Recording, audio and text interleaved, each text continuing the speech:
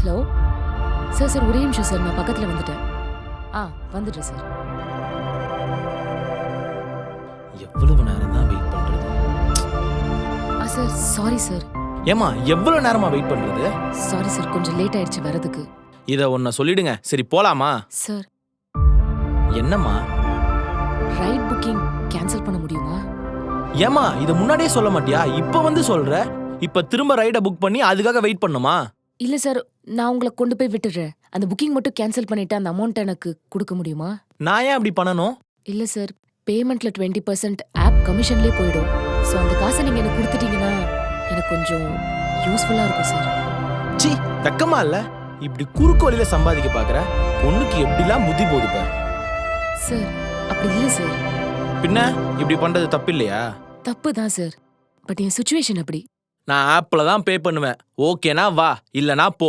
நான் பேச வேண்டிய இடத்துல பேசி கம்ப்ளைண்ட் பண்ண வேண்டிய இடத்துல கம்ப்ளைண்ட் பண்ணிக்கிறேன். சார் அப்படிலாம் ஒண்ணு வேணாம் சார், நீங்க வாங்க போலாம்.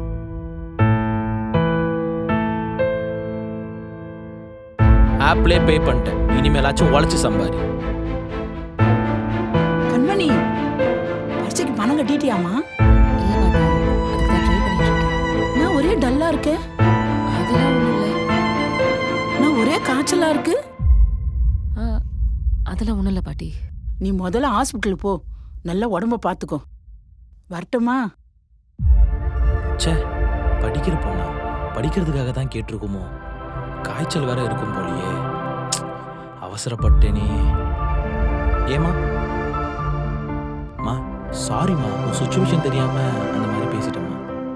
இல்ல சார் பரவாயில்ல. மற்ற ஆட்டோக்காரங்க மாதிரி உன்னையும் நினைச்சிட்டேன். சாரிம்மா. ம்.